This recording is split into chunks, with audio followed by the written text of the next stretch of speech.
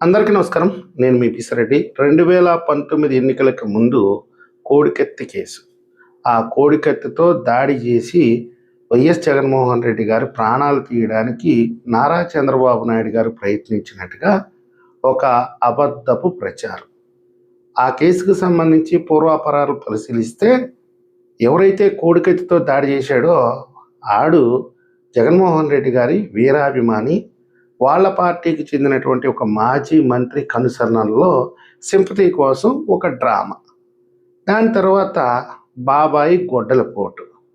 బాబాయి ఆయన సొంత ఇంట్లోనే పాపం ఆయన హత్యకు గురైతే దానికి జగన్మోహన్ రెడ్డి గారు ఒక కట్టుకథ అల్లి నారా చంద్రబాబు నాయుడు గారు, బీటెక్ రవి గారు, తర్వాత వచ్చి ఇంకొక నాయకుడు మొత్తం కలిసి ఆయన్ని హత్య చేసినట్టుగా ప్రచారం చేశారు.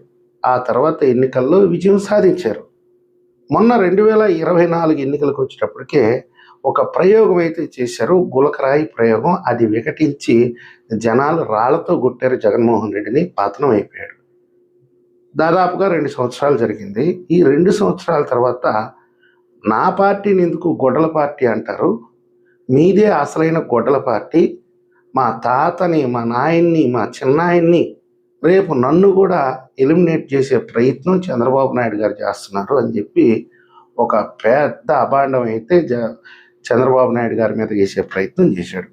ఆ తర్వాత ఎవరైతే రాజారెడ్డి చేతిలో హతమయ్యారో వాళ్ళ యొక్క కుటుంబ సభ్యులు వచ్చేసి వీళ్ళ కుటుంబం యొక్క నేర చరిత్ర మొత్తాన్ని బయటపెడుతూ ఆనాడు చంద్రబాబు నాయుడు గారు వీళ్ళిద్దరికీ భయపడి కఠినంగా చర్యలు తీసుకోలేదు అనే వాదన కూడా బయటకు వచ్చింది.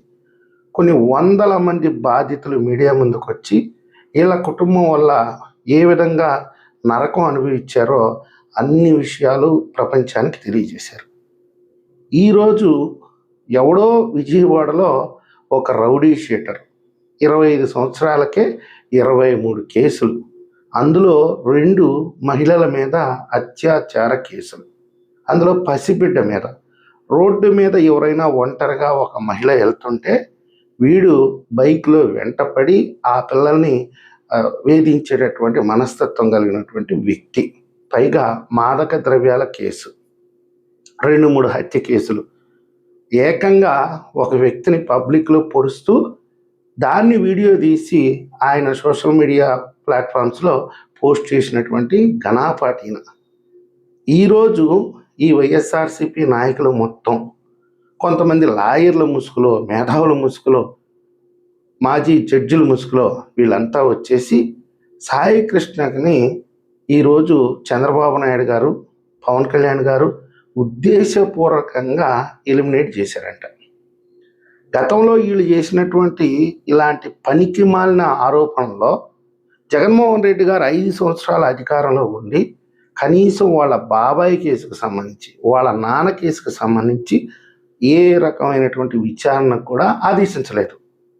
అంటే పొద్దున లేస్తే వీళ్ళ ఇంట్లో కుక్క చచ్చినా లేదా బయట నక్క చచ్చినా, ఒక దుర్మార్గుడు అరెస్ట్ అయ్యి జైలుకి వెళ్ళినా వాటికన్నిటికీ కారణం చంద్రబాబు నాయుడు గారు. బురద వెయ్యడం అనేది వెన్నతో పెట్టినటువంటి విద్య. ఒక యువకుడు మిస్సింగ్, చనిపోలేదు ఇంకా, కానీ వీళ్ళు ఏం చెప్తున్నారు? బూడిద అనే మాట మాట్లాడుతున్నారు. దీన్ని బట్టి నాలాంటి వాళ్ళకు వచ్చేటటువంటి అనుమానం ఏంటంటే, ఈరోజు కూటమి ప్రభుత్వం మీద, పవన్ కళ్యాణ్ గారి మీద మసిబూసే ప్రయత్నంలో మీరే గనక ఏమన్నా ఆ అబ్బాయిని కిడ్నాప్ చేసి ఎలిమినేట్ చేశారా? ఖచ్చితంగా ఈ అనుమానం అయితే నాలాంటి వాళ్ళకి కలుగుతుందండి. ఎందుకని? మీరు అధికారుల్ని మ్యానిపులేట్ చేయటంలో మీరు ఎంత గొప్పవాళ్ళో పులివెందుల్లో కానీ, కడప జిల్లాలో కానీ పసిబిడ్డని అడిగినా చెప్తారు. ఎవరు అధికారంలో ఉన్నా ఒక అధికారిని మెడలు ఉంచి వాడి చేత అక్రమాలు చేయించడంలో, అవినీతి చేయించడంలో మీకంటే మించిన వాళ్ళు ఇంకొకరు లేరు. ఈరోజు మీకు అధికారం అనేది పెద్ద లెక్క కాకపోవచ్చు. మే 9వ తేదీన ఆ రౌడీ షీటర్ అనేవాడు మిస్ అయినట్టుగా వాళ్ళ కుటుంబ సభ్యులు చెప్తున్నారు. వాళ్ళే చెప్తున్నారు, ఈరోజు చట్టం నుంచి తప్పించుకోవచ్చు కానీ రేపో మాపో ఎవడో ఒకడు మా వాడిని వేసేస్తాడు, ఖచ్చితంగా వీడైతే బతికేవాడు కాదు అని చెప్పి వాళ్ళ కుటుంబ సభ్యులే చెప్తున్నారు. నిన్నగాక మొన్న అంబటి రాంబాబు గారు స్పష్టంగా ఆ వ్యక్తిని ఆ సిఐ గారే చంపేశాడు, లాకప్ డెత్ జరిగింది. ఆ తర్వాత ఒక దగ్గరికి తీసుకుపోయి ఎలక్ట్రికల్ అది ఉంటుంది కదా ఒక మిషను, దాంట్లో ఆ వ్యక్తిని బూడిద చేసేసారు. ఈ నేరం బయటికి రానియకుండా అందరి నోళ్ళు ముంచేశారు. ఆ అబ్బాయి తల్లికి పోలీస్ ఆఫీసరే ఫోన్ చేసి, మీ బిడ్డ ఇక లేడు, మర్చిపో, మేము ఎలిమినేట్ చేసేసామని చెప్పారు అని ఒక కథ అల్లుతున్నాడు. అంటే ఇదంతా ఎలా తెలుసు మీకు? మీకు ఎవరు ఇన్ఫర్మేషన్ ఇచ్చారు? ఇందులో ఏమన్నా మీ ఇన్వాల్వ్మెంట్ ఏమన్నా ఉందా? ఈ మధ్య పవన్ కళ్యాణ్ గారి గురించి కొంతమంది ఆయన సామాజిక వర్గానికి చెందిన వాళ్ళే చాలా పరుష పదజాలంతో విమర్శలు చేస్తున్నారు. అయినా ప్రజల్లో పవన్ కళ్యాణ్ గారికి ఆదరణ అద్భుతంగా లభిస్తుంది.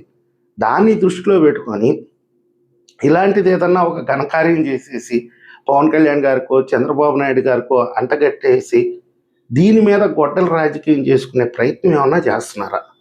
నాలాంటి వాడికి ఉండేటటువంటి అనుమానం అండి. ఎందుకనంటే వీళ్ళ నేర చరిత్ర ఇలాంటిది. ఈరోజు ఆంధ్రప్రదేశ్ ప్రజలు 11 స్థానాలకు పరిమితం చేస్తే సాక్షాత్తు జగన్మోహన్ రెడ్డి గారు తెనాల్లో గంజాయి బ్యాచ్ని పోలీసులు అరికాలు కోటింగ్ ఇస్తే పబ్లిక్లో, ఎందుకని ఈ గంజాయి బ్యాచ్ తెనాల్లో చాలామందిని భయభ్రాంతులకు గురి చేస్తున్నారు, దోపిడీలు చేస్తున్నారు, దౌర్జన్యాలు చేస్తున్నారు. వాళ్ళు ఒక పోలీస్ కానిస్టేబుల్ మీద దాడి చేశారు. దీని మీద అక్కడికి వెళ్ళినటువంటి పోలీస్ ఆఫీసర్లను కూడా వాళ్ళు బెదిరించే ప్రయత్నం చేస్తే వాళ్ళని నడి రోడ్డు మీద అరికాలు కోటింగ్ ఇస్తే వాళ్ళని పరామర్శించడానికి జగన్మోహన్ రెడ్డి గారు వెళ్ళాడు. అంటే ఈరోజు వైఎస్ఆర్సీపీ క్రిమినల్స్కి అండగా నిలబడబోతుందా? ప్రభుత్వానికి జవాబుదారీతనం ఉంది. ఖచ్చితంగా ఆ అబ్బాయి ఏమైపోయాడు అనేది చెప్పాల్సిన బాధ్యత ప్రభుత్వానికి ఉంది. మీరు ఆ విషయాన్ని పట్టుకొని రాజకీయం ఎందుకు చేస్తున్నారు? ఇదే మాకు కలిగేటటువంటి అనుమానం. బాబాయ్ హత్య కానీ, కోడికత్తి కానీ, గులకరాయి కానీ ఇవన్నీ కూడా మీరే చేసి చంద్రబాబు నాయుడు గారికి రుద్దే ప్రయత్నం చేశారు. ఈరోజు ఈ సాయి కృష్ణ అనే వ్యక్తిని కూడా మీరే మాయం చేసి ఎక్కడన్నా దాచిపెట్టో లేకపోతే ఇంకేమైనా చేసో పవన్ కళ్యాణ్ గారి గౌరవ ప్రతిష్టలని దెబ్బతీయాలా, ఈ ప్రభుత్వాన్ని బజారుకు లాగాలా అనే ప్రయత్నం మీరు చెయ్యరు అని మమ్మల్ని ఎలా నమ్మమంటారో ఈరోజు వైఎస్ఆర్సీపీ పెద్దలే చెప్పాలి. ఒక మ్యాజిస్ట్రేట్ ఉన్నాడు, అంటే మాజీ మ్యాజిస్ట్రేట్, ఆయన చాలా నీతులు చెప్తున్నాడు. ఆ ముద్దాయి ఎవరైతే ఉన్నాడో ఆయన ఒక చిన్న పాప మీద తెలుసో తెలియకో ఏదో చేసేసాడంట పాపం. కానీ ఈ నేరస్తుడికి బతికే హక్కు ఉందంట న్యాయస్థానం శిక్ష విధించేంత వరకు. కానీ ఈ నేరస్తుడు ఏం చేస్తున్నాడంటే ఒక నేరం తర్వాత ఒక నేరం చేసుకుంటూ వెళ్తున్నాడు, ఆగట్లేదు. ఒక నేరానికి సంబంధించి రిమాండ్కి వెళ్తే బయటకు వచ్చిన తర్వాత ఇంకొక 10 నేరాలు చేస్తున్నాడు. అయ్యా మహానుభావ, వాడు సీరియల్ కిల్లరు, వాడు సీరియల్ క్రిమినలు. అది ఒకసారి తమరు గుర్తుంచుకోవాలి. 20 కేసులేమో కొట్టేశారు అని చెప్తున్నావు. భారత న్యాయ వ్యవస్థలో 100 మంది దోషులు తప్పించుకున్నా పర్వాలేదు, కానీ ఒక నిర్దోషికి శిక్ష పడకూడదు అని ఉంది. దాని ప్రకారమే ఈ దోషి తప్పించుకుంటున్నాడేమో. నీలాంటి అడ్వకేట్లు కూడా ఉంటారు కదా క్రిమినల్స్ని కాపాడుకునేదానికి. ఇది తమరొకసారి ఆలోచించుకోవాలి, ఆత్మపరిశీలన చేసుకోవాలి. సో మొత్తం మీద నేను ఈరోజు ప్రజల్ని ప్రశ్నించేది కానీ, వైఎస్ఆర్సీపీని కానీ, ప్రభుత్వాన్ని కానీ, దీని వెనక ఏమన్నా కుట్రకోణం ఉందా, దాని మీద మీరు విచారణ చేస్తే ఖచ్చితంగా దోషులు ఎవరు ఉన్నారో బయటపడతారు. ఈ వీడియో మీకు నచ్చినట్టయితే లైక్ చేయండి, సబ్స్క్రైబ్ చేయండి. మీ అభిప్రాయాన్ని కూడా కామెంట్ రూపంలో తెలియజేస్తారని నేను ఆశిస్తున్నాను.